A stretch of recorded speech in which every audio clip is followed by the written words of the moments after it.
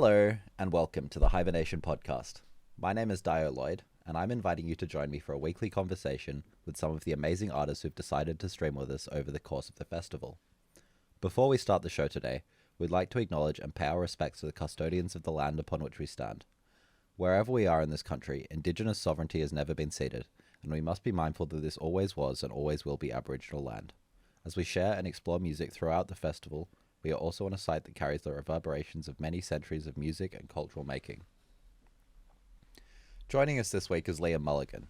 Liam is a composer, filmmaker, visual artist, curator, and academic based in Sydney, Australia. He is currently a postgraduate research student at the Sydney Conservatorium of Music, investigating multidisciplinary art.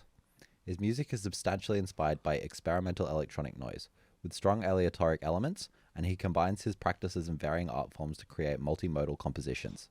His work has been featured in concerts and events at the Sydney Conservatorium of Music, Sydney's City Recital Hall, Vivid Sydney, Hibernation Festival, and playlists curated by Making Waves. Notably, he was project manager for the 2019 Light Qualities Mini Festival as part of Vivid Sydney, consisting of 4 concerts across 4 weeks, which showcased more than 10 commissions and numerous emerging ensembles and soloists. Since 2020, Liam has been co-curator of Hibernation, along with Damian Barbler, Elizabeth Jiglin, Siân Lindsay, and yours truly. How are you, Liam? I'm very good, Dahyo, who is a composer who is interested in using generative systems to create music. He also uses Max MSP as his primary compositional environment, sometimes incorporating a theremin. His interests include noise, IDM, which I agree, according to your bio, is a terrible name, and free improvisation. Wow, okay, now we needed to re-record my bit. No, we don't need to. And free improvisation. How are you today, Dahyo? I'm mad because you plagiarized my bio. I didn't. Hey, you plagiarized mine by theory. Yeah, but I did it. You let me do it. Sure. I guess I see the validity in that statement. I am seeing the mistake I made by asking you to do a podcast with me. Yes, you have, and that's on your end. Yeah.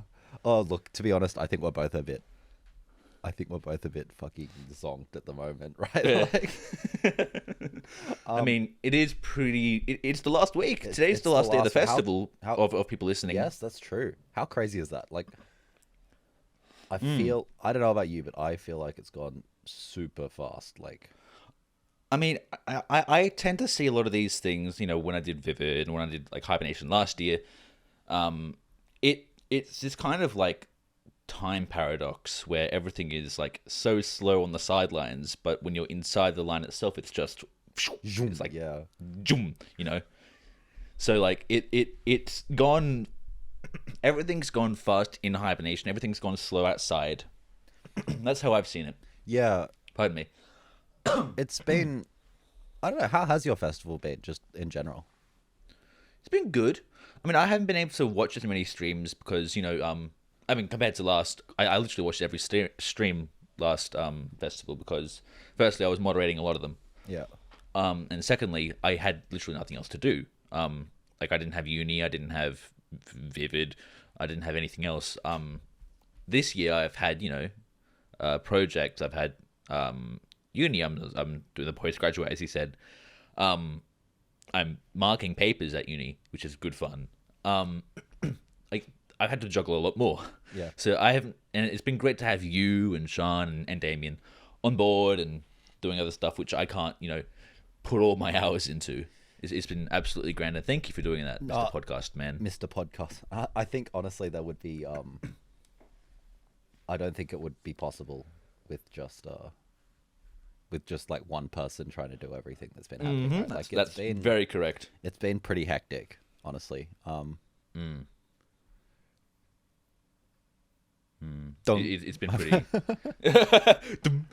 It's kind of hit that part of the. I mean, it's even hit that part of the semester in university. It's pretty much just started being what's it called, break week. Yes. Yeah. Like I forget what they call that. That's how mid-semester. Yeah, so it's a very relatable brain phase at the moment, and we're starting to rerun our Windows. Honestly, brain. I'm really happy that it is the break week because that means that we will be well. I'm planning on just Minecrafting all week, honestly, like for Sound Server, which we'll get into in a second, I think. But like first, just because I made that stupid Windows sound, reminded me of a stream that we watched together, Yep. which was Adam's. But I'd like, and yes. without doing the, yeah, remember that? That was so good. Yeah, that was great fun. But without getting into the, I'm not gonna let you go. Oh, they've all been great. What Yep. was some of the standouts for you in terms of this festival? And Let me look at the list, because I do remember them when I see their names, but for some reason my brain at the moment is forgetting everything. yeah, Which is just, an aspect of life that, when you get to my age, yeah, all right, mate. the age of 24 now, it all becomes forgetful. Matty Briggs is good. I have really enjoyed. I'm just having a look through. None of them. That's a lie. I enjoyed the Socks stream. Yes, I really enjoyed that one. And it's just this crystalline beauty before it no longer becomes crystalline and beautiful. it's very Damian Barbler, isn't it? It's very Damian Barbler. It is. And it was just great fun to experience that by moderating it. And not to be biased or anything, but I really, really enjoyed the blind collaboration stuff. Yeah, they've been good. And seeing them, I mean, I was the one who kind of came up with the idea and directed it, and Sean's been really, really useful in helping me curate the people. It's been extraordinary to actually see some of the stuff that I've been researching into action, where in which, of course, we have the ability to say, this reminds me of this, in that sort of stuff, and in the realm of a linear time being, the start to an end of a piece, or two pieces, or a stream, or a nice succulent meal. That events occur that may correspond to other events that are occurring simultaneously, and no matter what happens, our brain will try and find correlations. It's great. And even if the correlation it's not correlated, it's a correlation. It's just, that's why I think I've been so excited to see blind collaborations turn out exactly like I wanted it to be. Yeah, I think the other cool thing about blind collaborations was that it's really using the medium, like I guess you could do one where people were in different rooms and actually, you know what, do you want to just quickly fill us in on what actually happens in blind collaborations, just in case anyone listening hasn't seen them? Well, the inspiration was this collaboration between John Cage and Merce Cunningham. And I forget the name of the piece, which is unfortunate. But they did this piece where they kind of came up with the idea. They met, they kind of talked about concepts, talked about like length of time and all that sort of stuff, and then they went off their separate ways and came back together on the day of the premiere, put the stuff together while it was being performed in front of people. My thought was, how cool would that be with a live stream context in 2021 where everything is locked down? And it's just been great. And the idea behind it's been, you have two people of two different art forms, maybe two of the same, two art forms where the other people don't know who the other art form is. AKA, if Dahyo is a pottery maker and I am a DJ, which is crazy. That would be absolutely crazy. I'm a DJ. I mean, Dahyo being a pottery maker, I can see. My mum's a pottery maker, actually. Oh, there you go. Runs in the family. How cool. Yeah, audience, you can tell we really definitely scripted this one, can't you? No. I don't know what you are, who you are, what you're doing, and vice versa. You wouldn't know who I am, what I'm doing.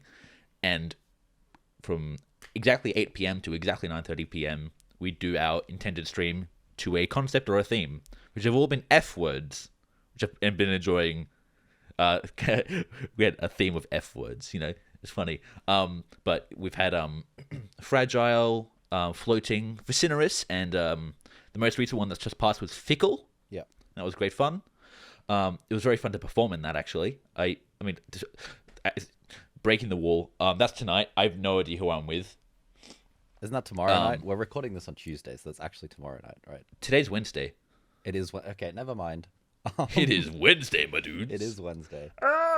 Yes, but I mean, when we're listening, when we're listening back to this, it will be Sunday. So yes, it was fun. I'm It was assuming. really good. I really liked what I did. When you're podcasting, you can travel in time. That's fine. That's true. Yeah, no, I mean, it's been really interesting, and I think a really interesting thing about it is the fact that you are doing the live stream. It is possible to just stream out into the world and not see who the other person is. Whereas John Cage, who was the other guy? Who was like John? Merce Cunningham. Merce Cunningham. Merce Cunningham. Well, they knew who the other person was, and Yes, they probably knew that's true. what their stuff. This is completely blind, right? And that's been Yeah. really cool because I mean, the experience of sort of putting on two concurrent. I can't. What's the word like when they're together? Concurrent. I think live streams. I was about to say coincidental. That's not the right word. Oh, you know what? Simultaneous. I mean. That's the word. Doesn't even start with S. C. Yeah, but putting on two simultaneous live streams and watching them is it's definitely been a really fascinating experience to see this sort of like counterpoint, for lack of a better word, that that emerges between these two artists, and I think that's been a really fascinating experience in general. Absolutely. Yeah. I also loved. I mean, you and I together watched Adams. That was great. And we had a lot of fun with that one. That was for the context, for those who didn't see, because it was just Dahyo and I in a Zoom call. Dahyo and I were in a Zoom call, and the part of Adam's stream that was extraordinarily fun was that you could send in audio files to have him interact with. And what mics was Adam using? It was I can't remember. He was doing some like electromagnetic. Electromagnetic. Right? Yeah, There were electromagnetic microphones that would kind of just be white noise, and it would react more to electronic waves and light, artificial light, not the sun. That'd be crazy though. And you could actually kind of hear the audio files that we sent kind of come through in this really haunting, disgusting, beautiful fashion. And there was just a point where Dahyo and I were trying to up each other by sending different. We were just sending stupid stuff. By sending stupid stuff. There was a point where we would like kind of talk to each other through Adam. Yeah, there was also another point where we would just try and outdo each other, trying to make Adam laugh with. I mean, what have we sent? Different a cappella Microsoft shutdown sounds. No, I played the real shutdown sound actually. Oh, you played the real one. Oh, I sent him the Windows XP Windows XP error sound. You know, the ones like dunk, like that. I sang and sent the startup one. Yep. That's right. I did the I also sent him the ABC theme music from 2010, the closing theme music, which absolutely slaps, by the way. That was funny. I remember that. That was grand. And then you wrote a beautiful a cappella song. Which didn't actually make it to the stream. He pretty much stopped streaming the second I sent it. What a shame, because that was beautiful. I did send him a 40-minute talk on spectrum morphology, which he didn't play all of, unfortunately. That would have been good. That would have been great, but it didn't occur, sadly. Yeah, so I had a lot of fun with Adam's. With Adam's and like those interactive streams are, like, in general, they're just extraordinarily appealing because there's so much you can do within it. Yeah. Well, I mean, the other stream that completely blew me away was Freya Howard's. Which I haven't had the luxury to watch yet. Yes. I'm unfortunate in that regard, I believe. But Freya did this incredible thing with their stream where they were like, okay, let's play with the actual concept of streaming, like live streaming as a medium in general, right? I mean, that's what I did on Wednesday. Yeah.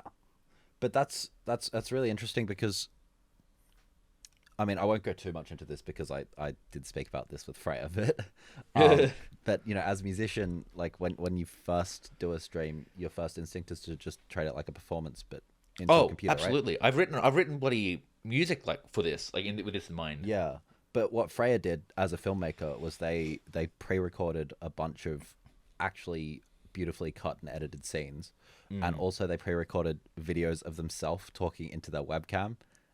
Those videos were like half of a conversation, and then the other half of the conversation was Freya live. And so they had a conversation with themselves, and that was like so trippy, but super cool. What a brain! Yes. What a brain! So I've really loved those. I've also Yeah, sorry, you go. the piece I wrote. I'm currently doing a class at the Sydney Conservatorium by the name of Composer Performer Workshop, and one of the earlier assignments was to write a solo piece, and I was given the voice, and this was exactly on the idea of performing to a camera, where at the same time you were so isolated and where in which there was no one watching. There is also the exposure and the freedom and the beauty and the fragility of knowing everybody can also watch you at the same time. So I did this duet for solo voice and a live streamed version of themselves, where in which you'd actually hear the live stream loop and loop and loop and loop, and it would end up being this kind of aleatoric choir. Yeah, wow. It was great fun to consider and think up and And I think that's interesting, right? And I think it's been, honestly, this podcast just turning into like the Hibernation retrospective, but that's fine. that's part of the gig. Yeah, exactly. I mean, it's the last one. How crazy is that? Anyway, No, yeah. yeah. Okay, never mind. I've forgotten everything I was going to bloody say. I mean, what I was going to kind of add to that before I forget it was it's kind of almost how we're forced to move on with music, because we have now been given this brand new context of, we now know what OBS is, we now know what streaming services are, we now know what pixelation, bit depth, bit rate, all that sort of stuff are, and to be able to help people is great, but to be able to see them independently do it has been incredibly rewarding. In between seasons, Adam Meltzer again. What a man! What a man! What a mighty good man. Sorry. Did 3 or 4 live streams on his own Facebook page, where he actually was able to have fun with mates and pretend that he was an artificial intelligence robot, and really enjoy it. And it was great to see. But robot. It was just so good to be able to see people kind of push further and try things that the hibernation. That we kind of helped them realize. Yeah, it's really like, I mean, look, it's definitely something I would say that was born out of necessity, right? Like this festival. Yes. Just because last year, the first lockdown, and then this year, the second lockdown, we're like, well, let's do another season, and it was, I mean, for me personally, it came at the perfect time, because I was in bloody self-isolation and going crazy at that point, right? So it just sort of came out of that. But I think it sort of evolved from like a way to do gigs during lockdown, and it's changed to, instead, it's like it's not just a discount festival that would happen in bricks and mortar festival. It's not like that. It's like it's its own thing, I think. And I think absolutely it's been really cool to see people embracing that, and doing things that wouldn't be possible in a physical sort of environment. The whole like first person angle is a whole incredible kind of concept that we've never seen before, but we've seen it. Oh, you mean like the times. webcam up the nose sort of thing? Like the camera angle? Sure. But more like, there was this stream last season that you were a part of. Was I? Yes. It was Damian's water geography piece. Ah, yes. It was you, me, and Damian, and we were given like time to go on, go off, and we're just actually walking around water places. And it was this like, we weren't like setting up a tripod. I mean, I was, but we weren't like hyper setting up a tripod and getting the right lighting and then going live for 4 minutes and going offline and finding another place and all that sort of stuff. It was like almost like this, like, I'm going to take you through this place. And that's what I Imagine Phrase did, and that's what There was a stream last year with Damian again and Zubin Kanga that was kind of this blend of reality live and reality filmed. That was also parts of like actually legitimately like camera right here on the head, right on the what's that part? The Forehead. The forehead. Nailed it. Right between the eyebrows, just a bit above actually, where you would you'd look left and you'd see the camera look left and you'd look right and you'd see the camera look right and it was great. It was you never see that in live music, live performance unless there is the fun thing about not actually seeing and being in the room is you kind of forget about the technology weirdly enough. Yeah, that's Because true. like if you wanted to see Zubin Kanga perform All My Time live, you're able to actually sit in a place which is nice, but you also see the camera on Zubin's head. You see the way that he's performing. You see him performing in the first place, and you see the on a different screen his perspective, which as cool as that is, it kind of blows the gimmick a bit. Yeah, it's I think it's definitely a different experience, sort of seeing technology being used like in a like in-person setting, right? I think it's also just it's quite intimate live streaming, like you're sort of inviting people into your house and Yeah. in a certain way and you're doing art making like in your living room just sitting cross-legged on the floor like with your post music streams, right? Oh Or yeah, that was fun. all that sort of stuff. And it's been, I think that sort of intimacy is interesting. And like obviously, it's been we haven't been able to do in person streams, and it is a different feeling. In person stream, in person performances. Yeah. Uh, we haven't been able to do those because of the virus situation. The virus. Virus. Virus. We haven't been able to do that, but we have been able to. We have been able like so. Like yes, like we've had to do the streaming as an alternative, but it's sort of grown from an alternative to just a different format. And Yeah, exactly. I don't know about you, but I feel like even after COVID, post COVID, I think I'm still going to be streaming, right? Because Oh I yeah, think it's something absolutely. that I've definitely learned a lot about, and I've learned to enjoy. I mean, the other thing is like people have been in isolation for, in general, like 18 months now. This was like what? Yeah, yeah. For Australia, I remember it started March 17th in 2020. It was my brother's birthday. Oh, really? It was a stressful dinner. And we spent that long to learn how to experience art and to consume art and all its varieties and forms. And we've now gotten used to YouTube and we've gotten used to live streaming Twitch and festivals or websites similar to Hibernation. That can be or might not be Hibernation. Doesn't really matter. Listen to Hibernation. And it's almost like we've grown another limb in that kind of weird fashion. That it's just like it's a new thing. It's a new part of us. Yeah, it's definitely. I think it's definitely something that's going to stay with me. I mean, it's not necessarily like not even necessarily like artistic things that I've done or whatever. Although some of the things that I've done with streams, I can see myself using again. But it's not even so much that. It's just like this idea of streaming and bringing people into your home even and sort of sharing that creative process with people in quite an intimate way is something that I don't see myself letting go of for quite a while. Yeah. If I may take the role away from you and be the podcast host. Well, the Hi, my name's interviewer Liam becomes Mulligan. the interviewee. I know, it's crazy. I'm Liam Mulligan. Joining me is Art in an Hour. What was that? Tell What me was about that it. again.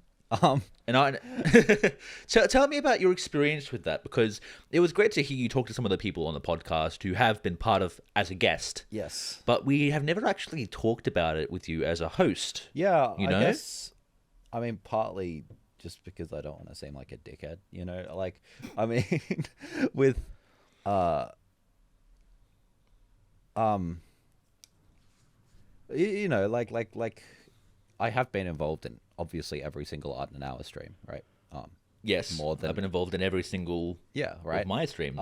Yeah, So I've been sort of somewhat, I guess, trying to avoid talking about it, but like it's a bit stupid, so I should really talk about it. It's exactly. It's a documentation of the thought process, you know. yeah. Okay, so Art in an Hour, that was when we were having festival meetings initially, and you were saying, you know, you should do a stream regularly, and I was like, well, okay, I'm going to be really busy with. I could see this like in July when we were planning this. God, that was in Early July. July. Fucking hell. But when I was thinking about it, right, and I took it home, and I was like, okay, so what am I going to do with this stream? And I sort of knew, okay, you're going to be really busy. You're going to have uni. You're going to have your general life. You're going to have hibernation. You're going to have to be doing tech stuff and curating and answering emails and all that good stuff, you know? And I was thinking, realistically, am I going to be able to do a polished musical performance every week? No. So I was like, well, if it's not going to be polished, then let's make it deliberately not polished, you know? And I sort of thought about a few things. I thought about the Twitch chat functionality. I thought about Zoom, and all this good stuff. And I came up with the idea of, well, let's invite people, musicians and other artists that I respect and I know, and let's have them on as guests, and we will start a timer, and definitely not be able to stick to it. But yeah, let's have a timer, and let's try to make an art in an hour, right? With different people. And so the original idea was sort of born out of the necessity of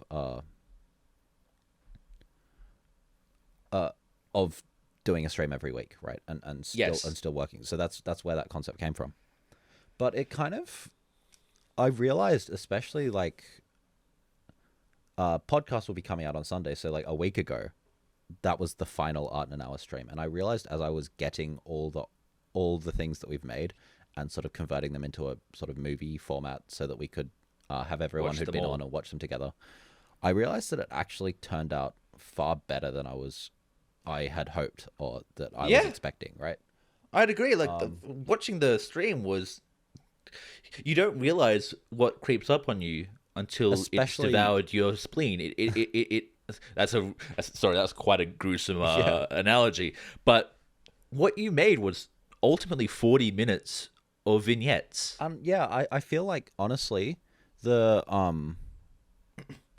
trying to avoid the sort of false modesty and stuff, I think the general quality was actually pretty high. Like, oh, absolutely. I would say that there were certainly a few things that I would change with individual ones, and like by no means were like any of them perfect, right? But I was very happy with the eventual outcome of what we all made. And I mean, I think honestly, like, so I had a lot of practice because I did, and I feel like what I made got better every week because I had the practice. I fully agree. But I think a lot of it also comes to just having good people, right? Yeah, and also like there's you can have good people, but you can also have good people who are like wishy-washy, like yeah. But then you have people who are like, okay, let's do this, go. Like the very beginning of your stream with Freya, we're going to talk about Freya again. They brought up what was it, a random concept generator? Yeah, that was trapeze. And you guys went hip, and you guys went hip, and you picked a word, and you went. Yeah, that's the kind of quick decision making that you're needing to do when you collaborate in a way. Especially when you have someone in the Twitch chat who's harassing you about the time. My bad. I didn't mean to come across that bad, but the thing is though, that stress actually really helped, right? You're welcome. Because yeah, I mean, I was thinking about it, and it was actually like, honestly, I'm very proud of what everyone actually ended up coming up with, and it's been the sort of like the finished product, yeah, I was happy with it, right? And the stuff that we came up with has been the launching pad for a few different ideas and potential collaborations that I'm sort of talking about with people at the moment. But more so than what we actually made, I think the interesting thing was the process, right? And the sort of the format of the individual streams was not the ultimate goal wasn't to come up with what we did. Like, that was a bonus, and it was really nice, and I really liked sort of watching them through Yeah. everyone. That was really, really interesting. But I think the ultimate goal of those streams, and what I hope to sort of share with people through doing them, was opening up this creative collaborative process, and yes. sort of demystifying it, and making it seem a little bit less, a little bit more approachable, you know? Yeah.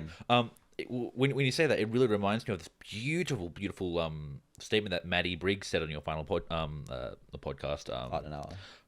Art in an Hour, where in which the conventional perceived imagined composer is one who stays up at the piano until 3 a.m. every night, playing a note and going, I mean, I'm on their definitely own. guilty of doing that as well, but And yeah. we're all guilty of doing that. And I think it's part of that kind of semi-toxic preconceptions that we're expected to face as composers who must work on their art for hours. And, wow, that was close to the title. And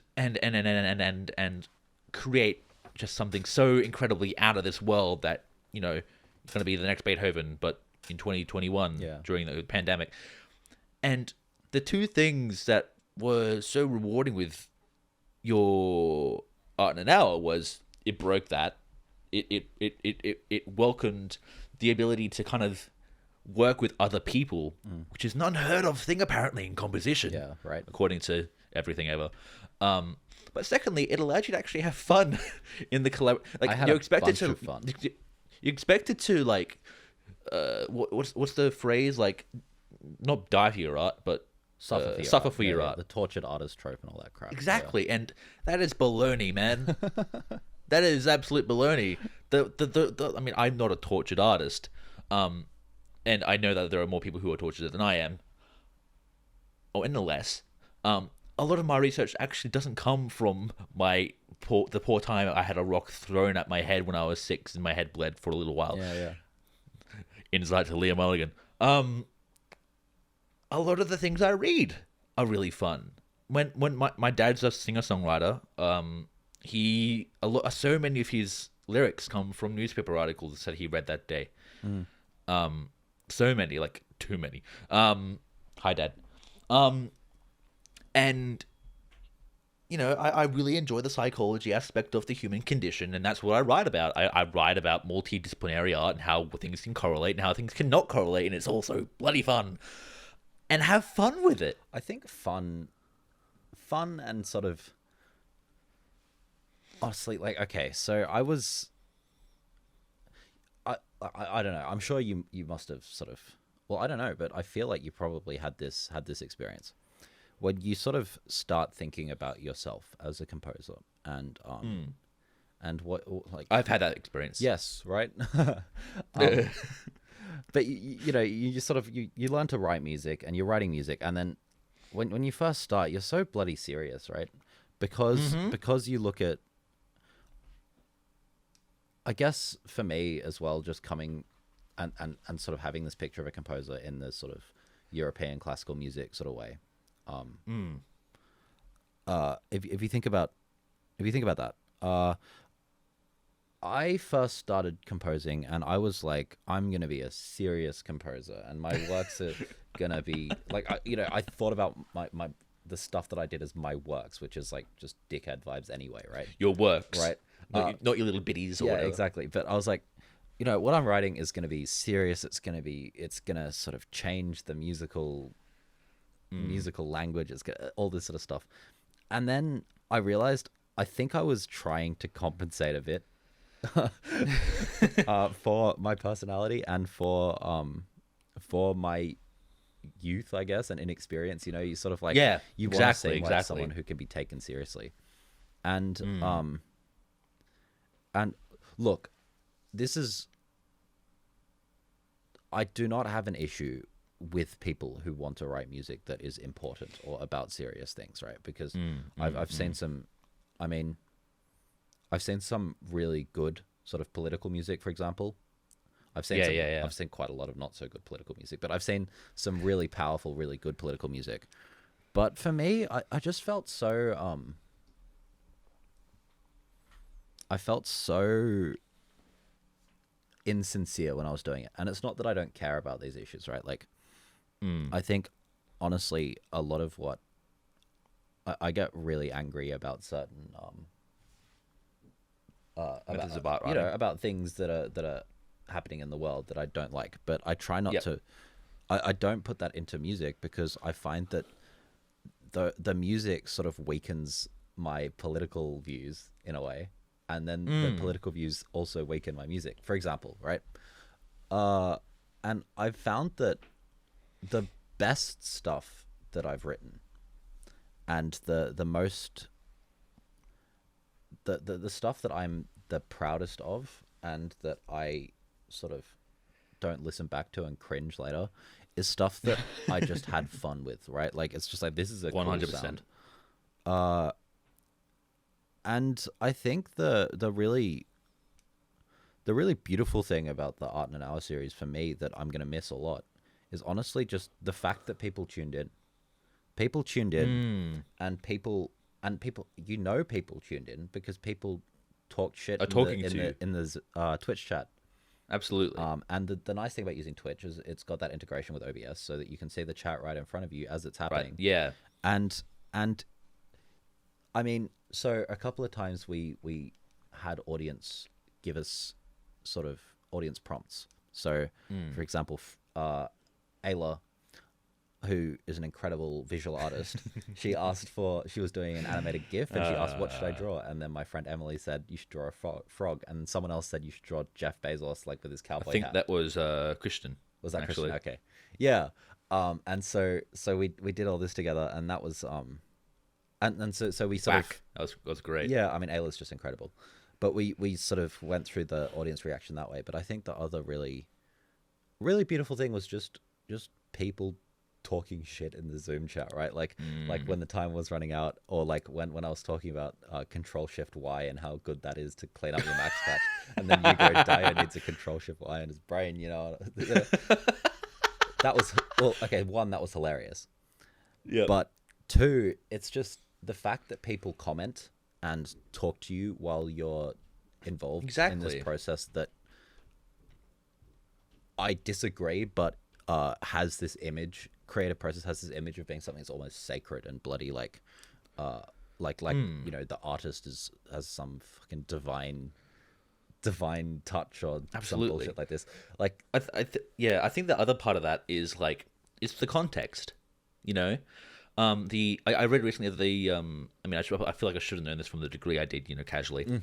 But the string quartet for the End of Time by Messiaen? No? Yes? No? Messiaen. Yes, by Messiaen. Was written in a concentration camp, wasn't it? Yeah. Now, regularly that string quartet's a string quartet. Or like, yeah, it goes... It's not actually a string quartet, but it's a quartet. Never mind. I feel like I should know this. That quartet, I did class from, not new music. That quartet, you know, it's a quartet. But once you learn about the context and the way it was written and the fact that he got sheet music from in an unconventional manner, it becomes so much more. Yeah. In the context of An Art in an Hour, it's not you and someone else just on a Zoom call on your own. You guys are live streaming and experiencing it. And there's now this, pardon my research, cross-sensory correspondence of you feel the joy that you felt. It's like phantom reaction. Yeah, and it's a really beautiful thing to be able to share that with people as well. You know? Like every time I sorry, I'm gonna keep doing this. Every time I work on my thesis, I smell blood orange. Yeah. Because the inspiration came from an experience that involved me washing my hands in a crystalline white, fully white really bright bathroom with blood orange soap and going, what the fridge is going on, you know? This does not work. Maybe I've got to research this. We're a PG podcast. We're a PG... I mean, my side is, you're not. Yeah. What the heckity McDeckity black is this, you know? And context is great. Yes. I love it. And being able to experience that in a fun way is even better. You know, that's really interesting that you brought up Messiaen, actually. Because, and this is like me just talking. And so like I very well may have got some of these things wrong. That quartet for the end of time. Yep. You talk about how it's interesting that he was sort of writing in the concentration camps and the and the sort of constraints of that sort of led him to creativity, right? Do you have a perspective on this on your experience of listening? Yes, I do. Like, I mean, just the context of it does give you does change the way you view it, right? But I think it's also interesting the instrumentation, because it's not just a string quartet. It's a quartet. It's got a clarinet and I think a cello, violin, and piano. Yeah, I think. I think so. Yeah. But that cello part is only written for 3 of the strings of the cello, because the only cello he had access to had 3 strings. Yeah. The instruments. The reason he chose that instrumentation is because they were the instruments he had access to. So this is a constraint that was like, I mean, obviously horrible circumstances, but these were constraints that the circumstances had put on him, and he sort of went that way. The other interesting thing about Messiaen is, and sort of talking about your multisensory stuff, is Messiaen had synesthesia. Yes. And that was one way that he approached harmony, and I think it's just really interesting that you've sort of brought that up. Yeah. Yeah, it's grand, because I mean, we're going to go back to the blood orange in the bathroom. Yeah. By theory, that really, really bright bathroom, according to regular cross-sensory correspondence, is going to be a relatively nice high-pitched chord, probably played with like some kind of semi-percussive piano or whatever.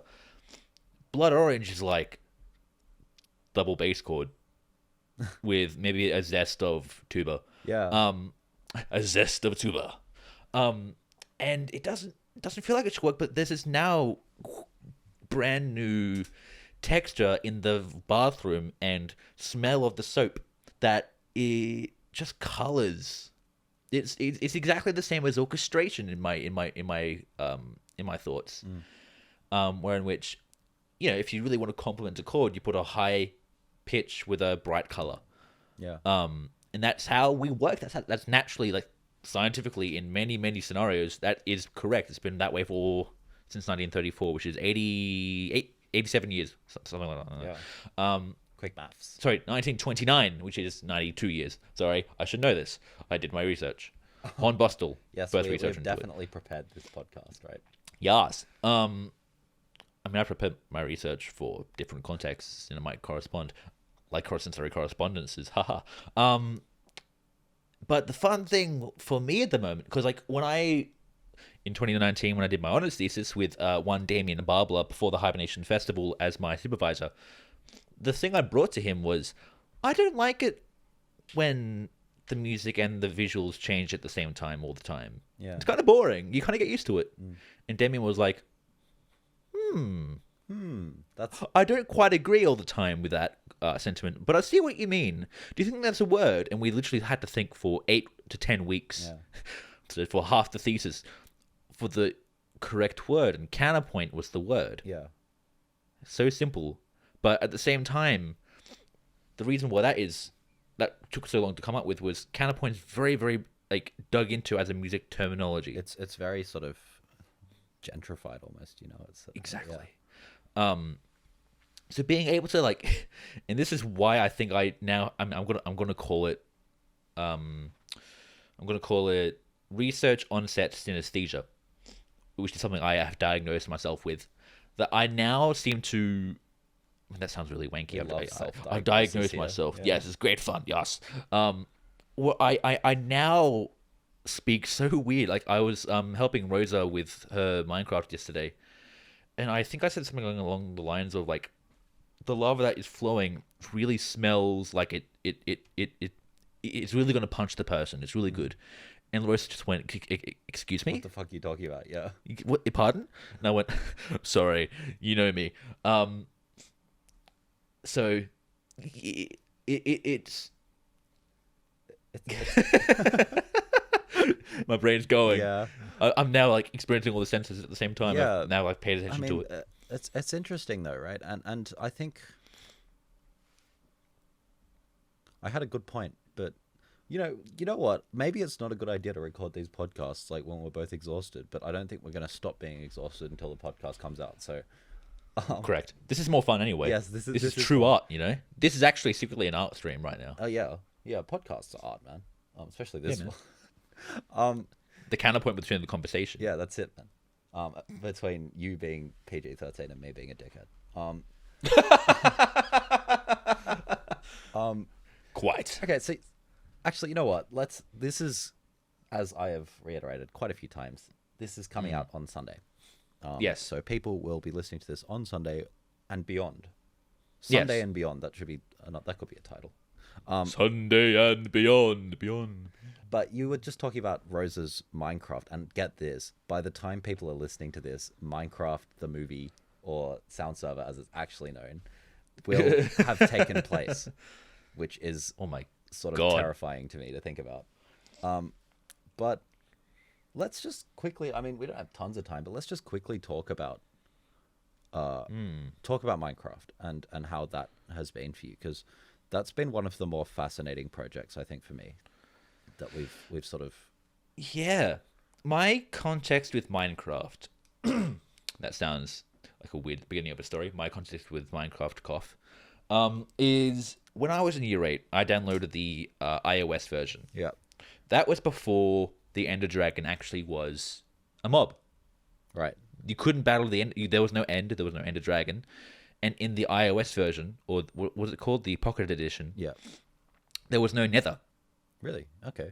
And also even further, there was not infinite landscapes. There was actually like a finite, 500 by 500 border. Central finite curve. Yeah, man. And my experience was I would just mine cobblestone and make cobblestone paths everywhere, and it would look absolutely disgusting, and I just enjoyed it because I would fall, intentionally die, and go because I put all my stuff in a chest, and I was like, this is funny. Year 8 me was really, really, really clever. No, it wasn't. And then I stopped playing it for 10 years. Now it's 2021. It's been 10 years. I get told that we're doing a Minecraft event. I go, shit, better buy Minecraft, you know. And I open it and I realize that so much has changed. Yeah. And I go, okay, let's log on to the server with multiple people on at the same time, and that's something I've never experienced before. Mm-hmm. And being able to hit someone and then hearing them in the Zoom call go, "Hey, what are you doing?" Shit. Many times. Yes. They were doing a slash kill. That was a cheeky That slash will never kill. stop being funny. Yeah, I keep doing it to Adam, and he keeps laughing the same amount. It's great. Yeah. And being able to not only build functionality Yeah. and build functionality, function and all that sort of stuff, but to actually create something that's intentionally not conventional in the building of Minecraft structure. Like, there's no reason I built a giant bathtub made of glass with farm animals at the bottom, and each animal has its own little pressure plate where it can make either a ding, a bing, a bling, or blah, blah, blah, blah, blah, bling. You don't see that in Minecraft, and being able to actually do that and break the game in its own little way is just so fun. Yeah, absolutely. I think like, okay, so Minecraft, it was another sort of beautiful Damian Barbler idea, right? So Or to do something inside of, Inside of a video an interactive game. Yeah. yeah, so there were a few things we looked at. We looked at The Sims, we looked at Rust, and I think honestly Rust would have been really interesting, but Rust wipes its servers every 3 weeks, so I don't think that's Really? yeah. And then we looked at Minecraft, and I think Minecraft seemed to be the logical choice because of how moddable it is, and because a lot of people actually have it. And it's actually not the most inaccessible thing of all time. It's also a good game. It's very accessible. It's a good game. It's a great game. But I think the thing that has been really cool about Minecraft to me is that we have a bunch of different composers, right? That have very sort of, I'm trying not to use the word diverse, but we have a diverse sort of group of people with diverse ideas, right? So people who are interested in doing very different types of music, right? Like we have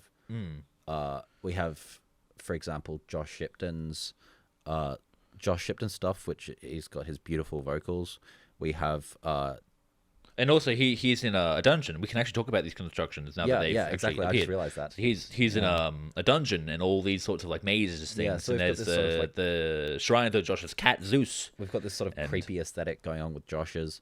We have Alexis's slightly spooky farm room, beautiful farm room. We've got Damian's incredible structure with the bees. Oh my I god, love. that was bloody fun. I'm doing a human believe you broke one of the sacrifice. glasses. I sacrificed you yesterday. Man, like what good memories, you know? Yeah, exactly. That was really Memories that fun, haven't except happened. for the point where I died. Yeah. But I think that the interesting thing is that we look at, I mean, it's like a virtual installations gallery, right? It is. But there's a charm to that game, and I think the charm is sort of the blocky aesthetic of it, especially like, I mean, we've modded it, but we've modded the sound stuff. We haven't added some of those resource packs to make it really realistic or anything. So there is this sort of unrealistic look to it. But it's got this really charming aesthetic to it that I think sort of fits with what we were talking about earlier of like this joy of composition and of art making, right? And it's almost, well, I mean, it's Minecraft. It's sort of childish. But I think, who cares? It's great. Well, I think honestly, I kind of care, but I care in a good way. I sort of like it. Yeah. And I think, Yeah, I see that. I think it's because we don't think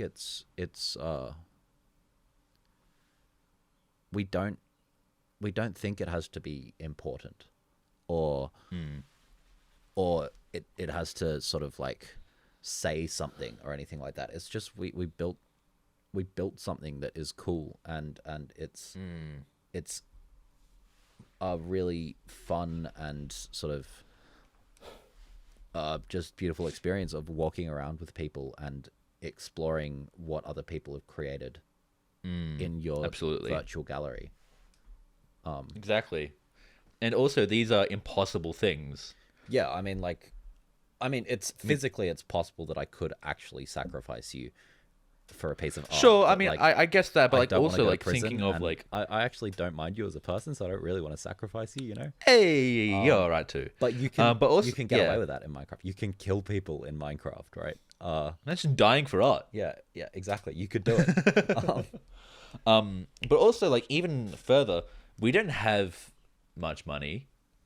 I can't necessarily buy a mountain and buy invisible blocks or invisible,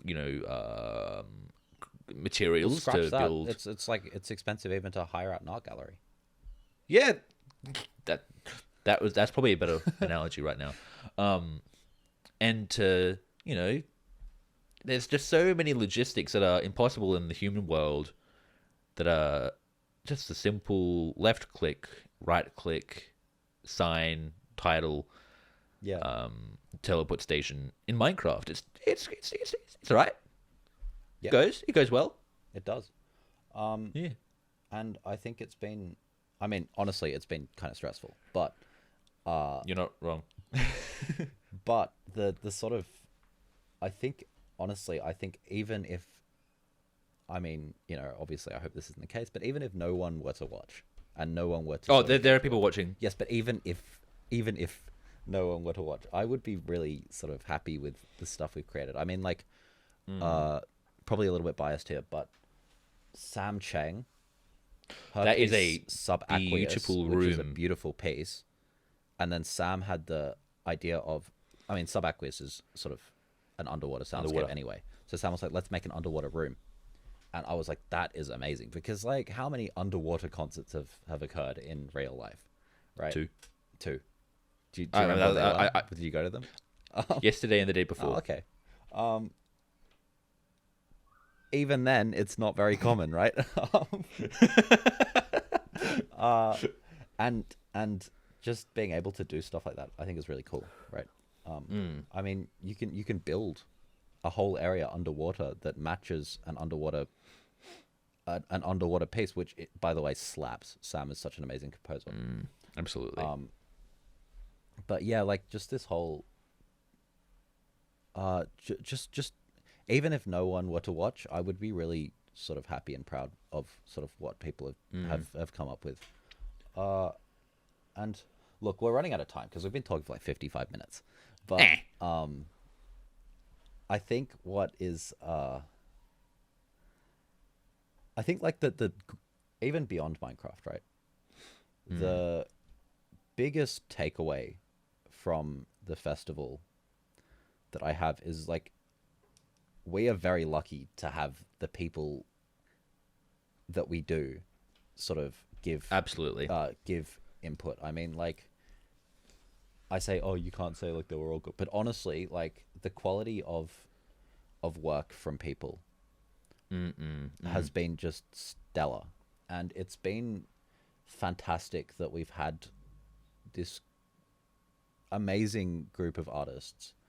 And this isn't even advertising for festival, because like by the time people listen to this, festival will pretty much be over for second season, right? This is the advertisement for you to go back and listen to everything. Exactly. It was probably around like, I think it was around 50 hours of literally 50 hours of live stream. Yeah, it was probably a little more. So it's 2 straight days if you can.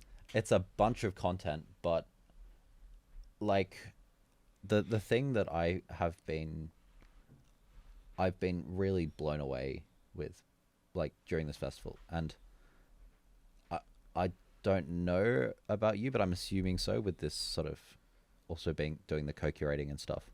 It's been a lot, right? It's been full on. We've been under the pump for a few months now. It's just been like constant, but the reward is that you get to work with these incredible artists, and absolutely, and there's all these really amazing things that have come out. It's been great to see. It's been great even to talk about people who want to do a stream but have no idea what they want to do. Like bugger me. There was, I forget the name because I'm silly one. Maybe I'm just thinking of last season. I think we're both just exhausted. That's also a valid thing, but well, okay.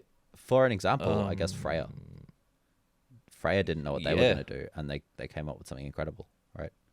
Yeah, that's true. But it's yeah. Keep going. Sorry. Yeah, no worries. It's just been I guess it's like, for me, just looking back as a retrospective, because I didn't know that was what this podcast was going to turn into, but it has. Just looking back, it's just been such a privilege to be able to work with all these artists who are doing it for the love of what they're making, and they want to share it with people, you know, and doing it for the meme, doing it for the meme, which is completely valid. And I think it's just been really nice that we can provide that sort of platform. It's been really fun, and I've really enjoyed doing it again. Yeah. It's been a lot though. It's been absolutely a lot, and I don't think without you and Sean coming on, and you know, the work of myself and Damian, blah blah. I don't think a lot of this would have been possible without you and Sean. Oh well, thanks, man. Because you're welcome. I mean, I wouldn't have been able to host the podcast. I'm baloney at talking. Well, apparently, according to today, so am I. Well, you know, there's also the sleep and stuff. But it's just been great to be involved with so many people's ideas and brains and creative ideas, and being able to, like, if they want feedback, give it, and kind of curating within curating and putting on the bloody blind collaborations and my thing, and we didn't even talk about my thing. Is all right. I did mention it. You did mention it. We didn't go into detail. It's all right.